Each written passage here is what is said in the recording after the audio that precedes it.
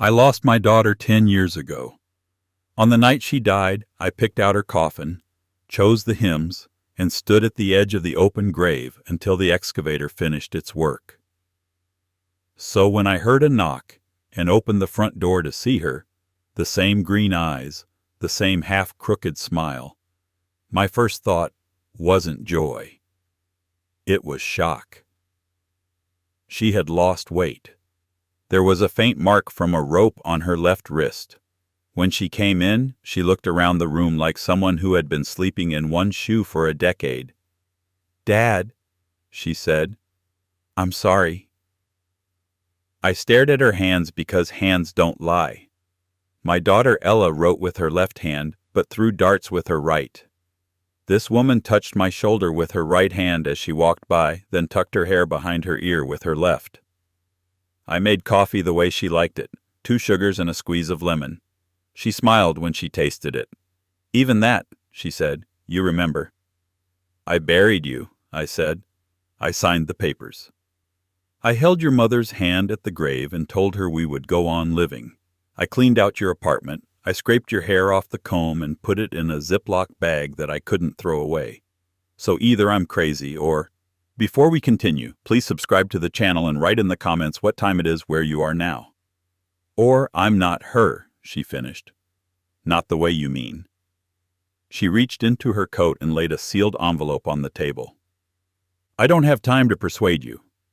I need you to read this, and I need you to say yes."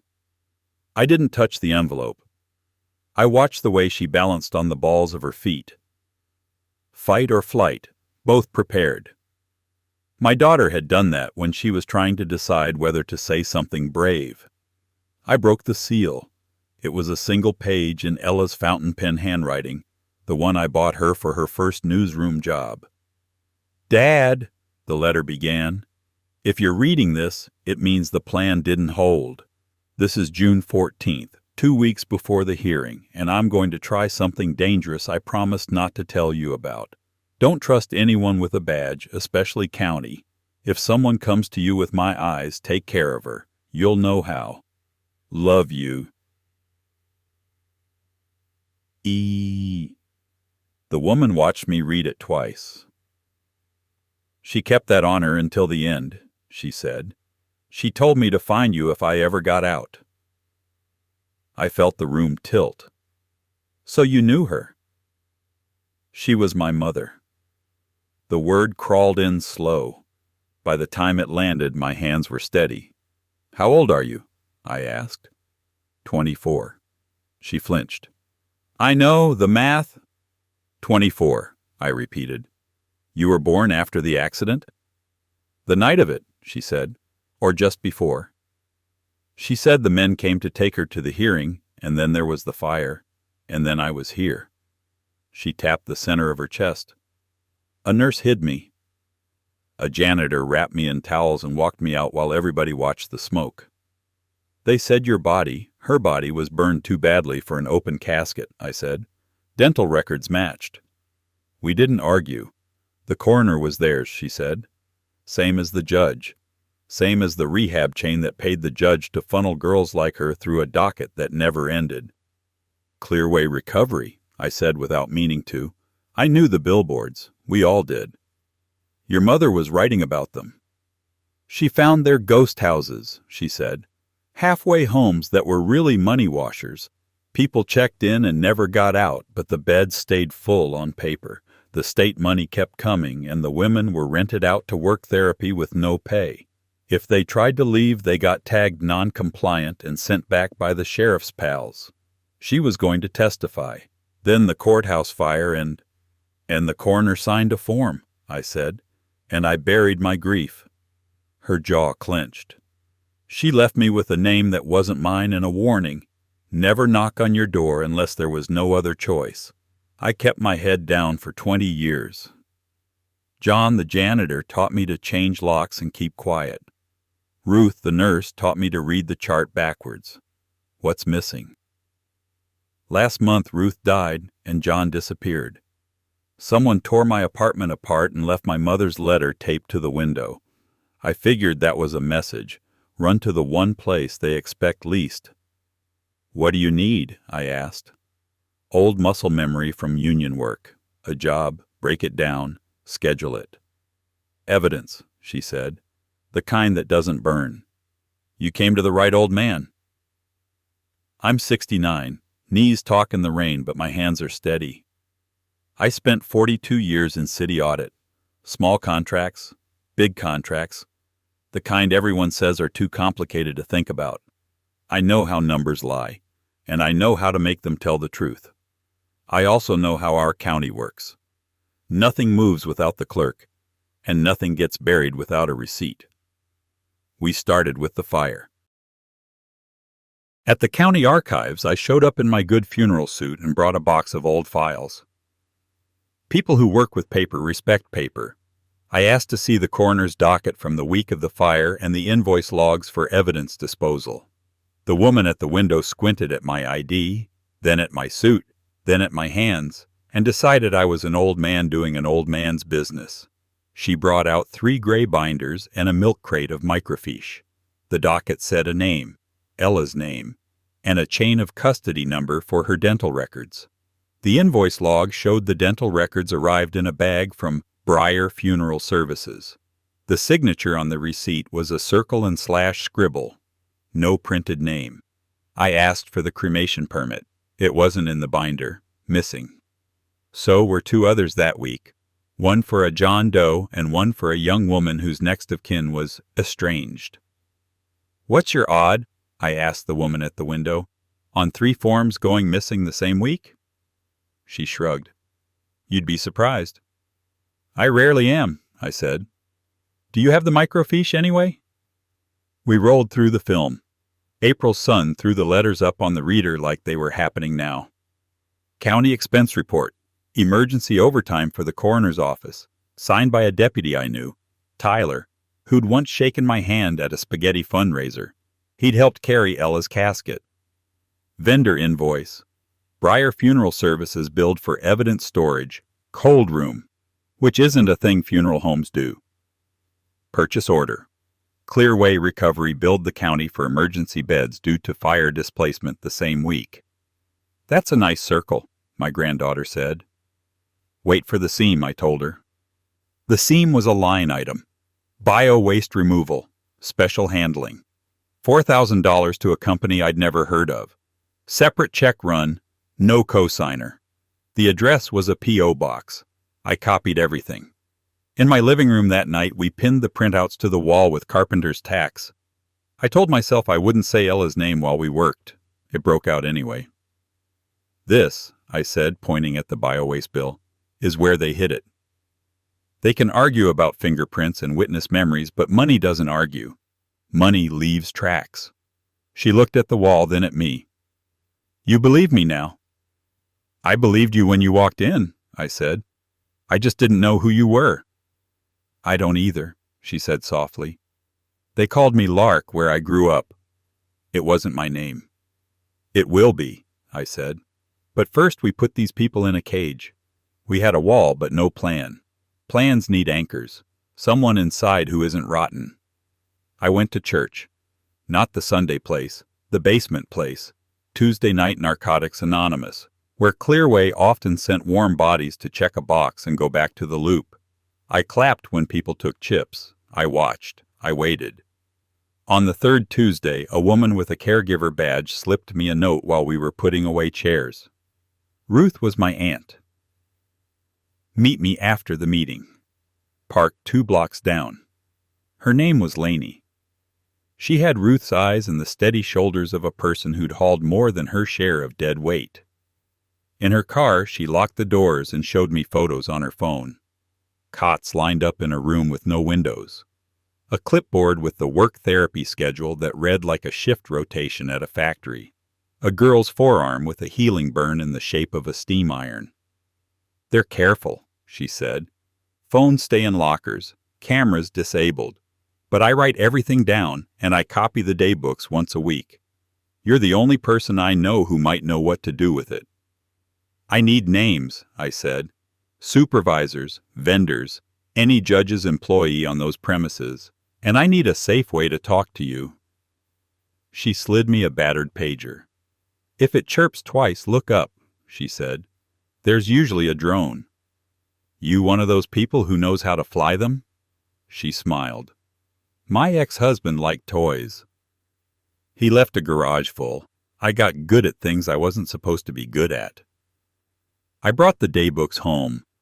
Lark and I spent the night cross-referencing line items with the county expense logs I'd copied. The daybook said cleaning supplies, bio-waste pickup, transport van, borrowed from Breyer. I traced payments from a county emergency fund to a vendor, registered to a P.O. box that matched the bio-waste company. Shell upon shell, like a bad magic trick. The hinge came from an old habit. Any time I looked at a vendor file, I checked the notary stamps. You can fake a lot, but lazy criminals reuse notaries. The bio-waste forms and the emergency fund applications had the same notary, initials P.W., and the seal said, Commission expires 2022, but the emergency forms were dated 2024. Sloppy. I looked up the notary, a receptionist at Breyer Funeral Services. Her Facebook page was public and cheerful. Dogs, sunsets, a photo of her with her arm around Deputy Tyler and a caption, My favorite cousin. We didn't have police, we had cousins. Someone hire, Lark said. They're not smart enough for all this. Never assume that, I said. Assume they're just greedy enough. Greed makes you repeat yourself, and repetition makes patterns. We needed a lever. The judge who'd signed the rehab commitments, Stanson, was running for state senate on a Clean the Streets platform. He'd hold a kickoff at the fairgrounds. He'd want mothers and flags and hugs. He'd want a photo with a deputy who'd carried a coffin. We're going to the rally, I told Lark. She put on a hat. How are rallies a lever? Crowds, I said. Crowds are geometry. Angles, sightlines, sound. At the fairgrounds, I shook hands, smiled, and found the man I needed. A state investigator named Maury, who'd once helped me pull a contractor out of a kickback ring because his pride wouldn't let him be sloppier than the others. He owed me a small favor and a big grudge. His boss hated that case because it made good donors look bad. Don't talk to me, I said under my breath while we stood at a hot dog stand. Count to 10. Say I cut the line. Then meet me by the cattle barns. He played his part. We met by the stalls. The smell of hay covered everything. You retired, Ron, he said. Congratulations. I didn't buy you a watch. I brought you a crime, I said. Several, but you'll say not my jurisdiction if I'm not careful. So I'm careful. These are state rehabs, state funds, and a state judge running for state office. And somebody has been notarizing with expired credentials. He listened because he's the kind of man who likes to say no with all the facts in his pocket.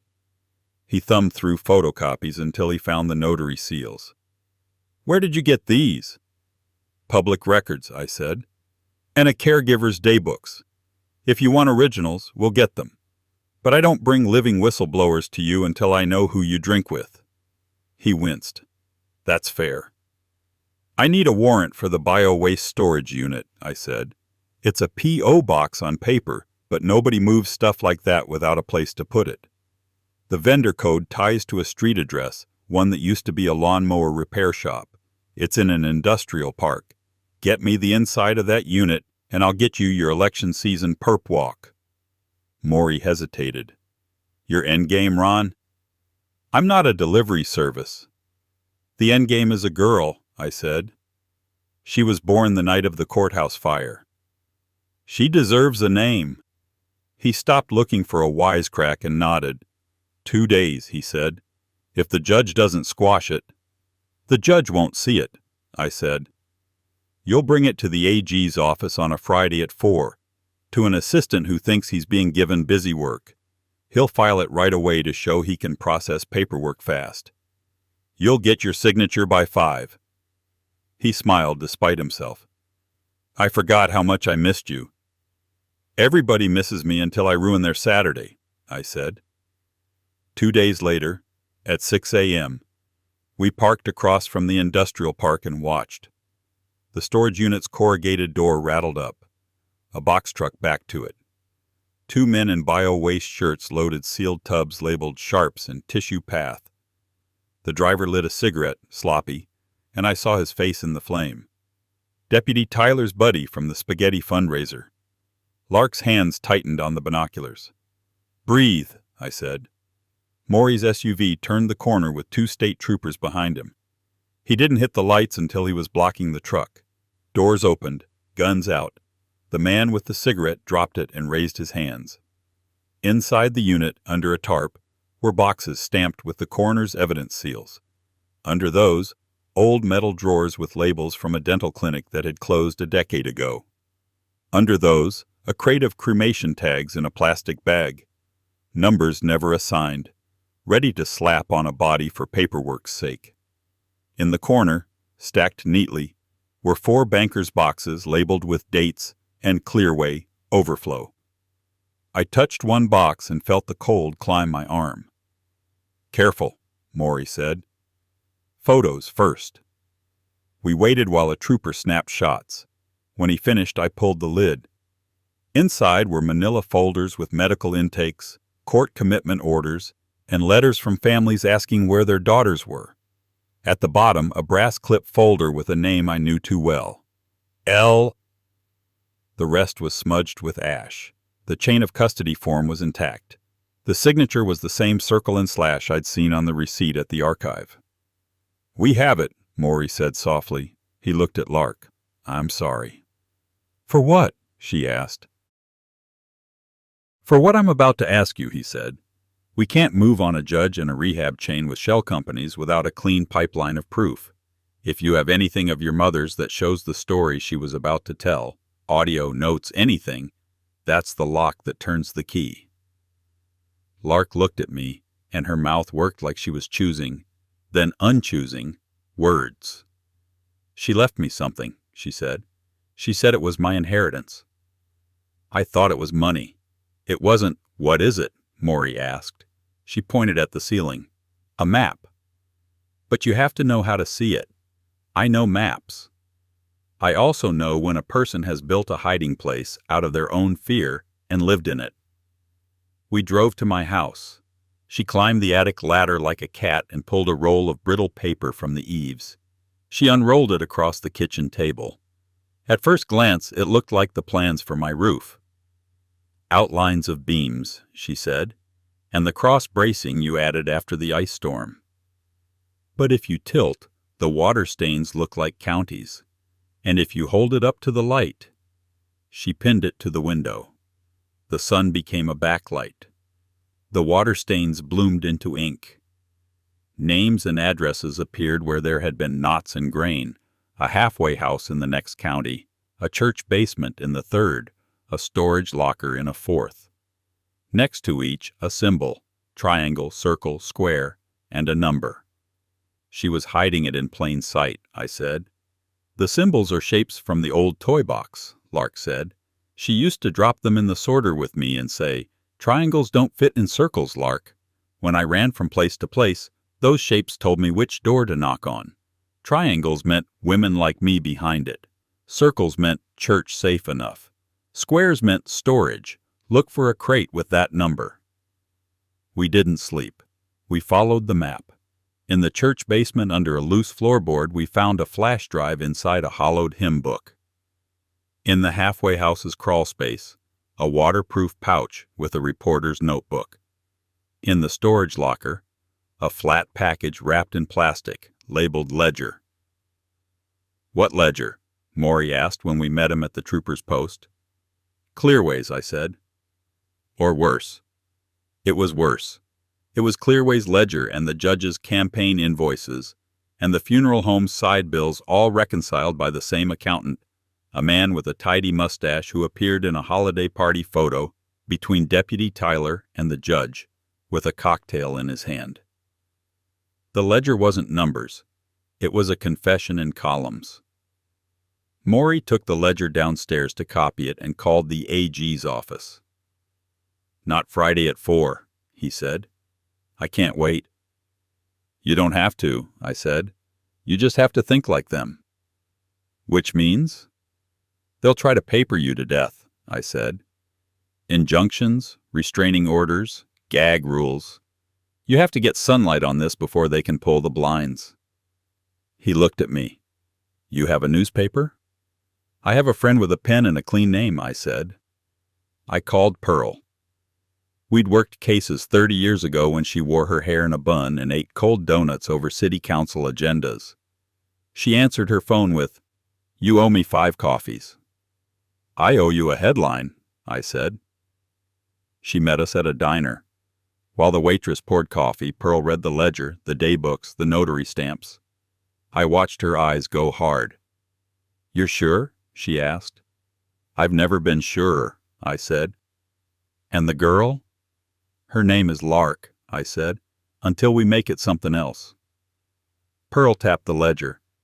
"If I run this, we get sued by breakfast. If I run this with the AG, we get protection by dessert. If I run this without the AG, I get fired." "Then run it with us," Maury said. "Press embargo until the warrants are served." She smiled at me. "Same old dance." "We were never good dancers," I said. "We just had good shoes." The warrants went out at dawn. Troopers hit the rehab's overflow houses, scooped women from cots into vans that said, "State" on the door, not sheriff. Laney opened the back door of the main facility at shift change and walked 4 women out like she was taking them to smoke. The AG's office served the judge at his boyhood church parking lot while he shook hands. Deputy Tyler ran, tripped over a flower bed, and landed in the azaleas. The funeral home's back room got open to show a chest freezer full of sealed evidence bags that should have been in the county vault. Pearl's story hit at 9. The photos filled the front page, the ledgers, the notary's expired seal, the storage unit with the dented corrugated door. The headline wasn't pretty. It was true. Girls in, money out. She left the anecdotes for later. She left out Lark's face. By noon, I had a voicemail from someone I hadn't expected, the coroner. "Ron," he said, sounding suddenly old, "I have news you need. Come by." Alone, I didn't tell Maury because I wanted to look a man in the eye first. Lark insisted on coming anyway and sat in the truck. The coroner's office smelled like disinfectant and dishonesty. He closed his door and put 2 things on his desk, a dental chart and a wedding ring. "Your daughter's molar had a gold inlay on the distal," he said, as if we were at a lecture. "The record said so. The body in my freezer had the same. That body was your daughter." I stared at the ring, and my breath did a hard, cold thing. "Then who," I asked, "wrote me this note?" I put Ella's letter on his desk. He read it. "She wrote it before the hearing," he said. "Then the fire.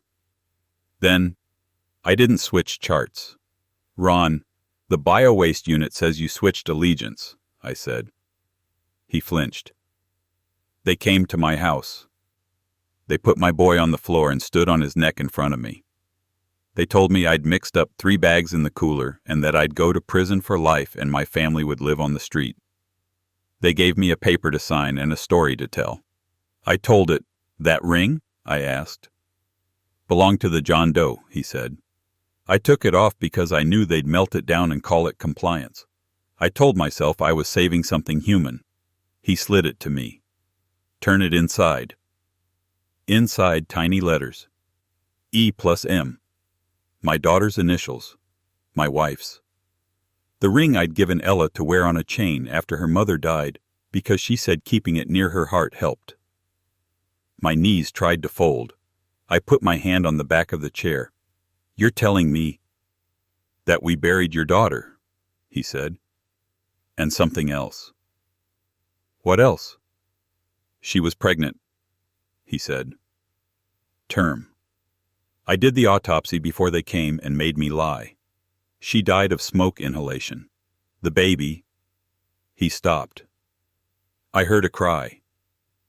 Just once. Then the building went. I couldn't feel my hands. The coroner looked at me like a boy who's broken a window. I lied because I was a coward, he said. I'm telling the truth now because I saw the headline and thought maybe truth will count for discounted mercy. I walked out without a word and sat in the truck. Lark watched my face. She was yours, I said. In every way. Lark turned her face away and put her palm against the window like she could touch the sky. I never needed a DNA test, she said. I had her laugh. I had the way she tapped her pen when she was thinking. I had the way she told me to look both ways and then a third time because cars lie. But I wanted you to have a fact. We have it, I said. Now we finish. Finishing wasn't tidy. The judge hired a lawyer who wore $2,000 shoes and called Maury a publicity cowboy. The funeral home's notary cried on television. Deputy Tyler pled to obstructing justice and tried to sell everyone out. The rehab chain's CEO gave interviews about rogue employees and our noble mission.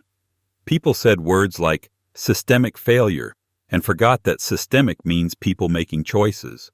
But we had the ledger, and we had Pearl, and we had a dozen girls who put their palms on the witness stand and said they'd tell the truth even if it burned their lives down again. Lark wrote her name on a piece of paper at the clerk's office, Eleanor May Whitaker, after my wife, and the woman behind the glass stamped it like a benediction. The trial took 6 weeks. I sat in the second row.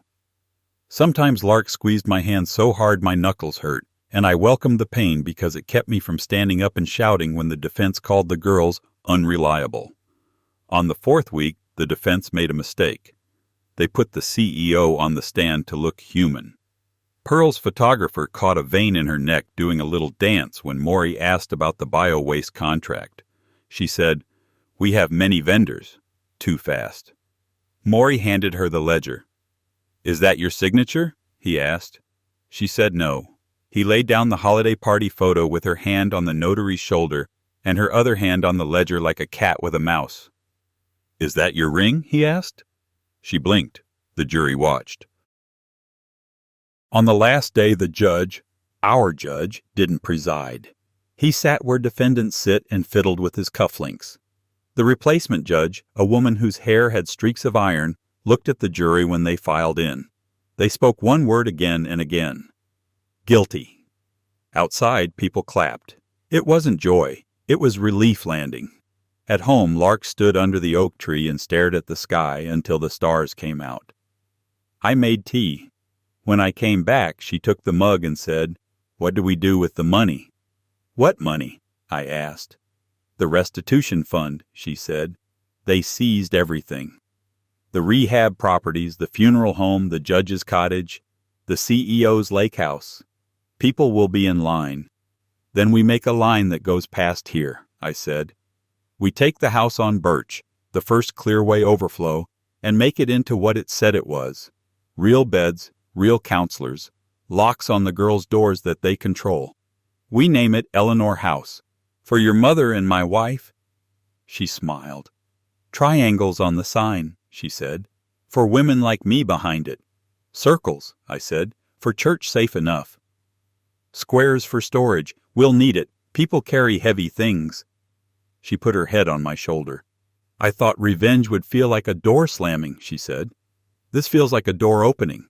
"Both," I said. "You can't open a door without shutting another one behind you, otherwise you never get warmed up." We opened Eleanor House in autumn. Pearl covered it with a photo of a key turning in a new lock. Laney ran the day shift. Girls came with their shoulders up and left with their eyes forward. We hung the ledger in the office, not as a trophy but as a reminder that numbers mean lives. On the first snow, Lark and I went to the cemetery. We took a small flat stone we'd had engraved. We laid it below the headstone that said, Ella May Whitaker, 1989 to 2014. The new stone said, Eleanor May Whitaker, 2014 to present found. "We'll put the other date a long time from now," I said. She nodded. We poured coffee and sat on the cold bench I'd bolted to the ground the day after the funeral because I needed a job to do. Birds hopped over the snow. Somewhere a plow groaned. "She'd like this," Lark said at last. "She'd like that we kept the receipts," I said. "Dad?" she said, and heard herself, and smiled. That okay? It's perfect, I said. I put my hand over hers. Those hands, scarred, steady, ready. We're home. When the second spring came, Maury visited. He stood on the porch and didn't cross the line until I waved him in. He handed me a plain envelope. What is it? I asked. Identity packet, he said. The state owes her the courtesy of being who she actually is. Lark opened it. Birth certificate, social security card, driver's license. She stared at the name. Eleanor, she said softly. May. Welcome, Maury said. He looked tired. They'll build something else somewhere else, he added. Men like that don't stop. They reroute. Then we teach people how to read the map, I said. I tapped my temple. Triangles, circles, squares. He laughed. You going to write it down, old man? No, I said. I'm going to carve it. Wood lasts. That evening, I took the boards from the stack in the garage and set up my chisels. Lark, Eleanor, sat on the step and read one of her mother's notebooks aloud. The words were sharp enough to cut rope. The night air smelled like sawdust and green. You know, she said, I used to dream about knocking on the wrong door and getting the wrong father. The kind who would tell me to keep quiet. The kind who would send me back. You got me, I said. Bad luck or good, you got me. She held up the notebook. She got you first, she said. Then she gave me you. And we gave her a house, I said, where the doors lock from the inside. Where the doors open, she corrected, at the right time. For the right people. We worked until the moon rose. The sign took shape under my hands. Eleanor House, with 3 symbols carved small at the bottom. When I sanded it, the triangles gleamed like a promise. A month later, the first girl who came through our door after midnight stood on the porch with a black eye and an empty backpack. She had that look, feet ready, hands ready, eyes not yet knowing what to do. I opened the door. Come in, I said. You can choose your room. The locks are yours. She touched the key like it was a bird she was afraid to crush. I heard there was a place, she whispered. I heard a story. There's a story, I said. There's also hot soup. She stepped over the threshold. Behind her, the night was full of old debts. Inside, the lamps were warm. In the office, the ledger hung behind glass like a fossil of a creature that used to hunt and didn't anymore. Not here. Before bed, I walked out to the porch and looked at the road. I thought of the first knock, 10 years after I buried my daughter, and the woman with my girl's eyes standing on my threshold, saying she was sorry and asking me to say yes. Some knocks you don't get again. Some you do. You just have to keep inventory ready, tools oiled, coffee on, heart steady, so when the door opens you don't fumble. I shut off the porch light and went in. The house settled around me, Wood sighing like an old friend. Upstairs, my granddaughter slept with the window open. On the table, Ella's fountain pen lay next to a new notebook with nothing in it yet. I picked it up and wrote one sentence, careful as if I were tightening a bolt on a bridge. We kept the numbers, and the numbers kept us. Then I closed the book and set it by the window, where the morning would find it. Sleep came slow and honest, the kind that feels like a door closing gently against a drift of cold air, while, somewhere down the hall, another door opens onto a warm room and a lamp clicks on, and a young woman breathes easy, and the night holds steady. My grandpa's words really happened. I believe him. If you want more true tales stories like this, hit subscribe.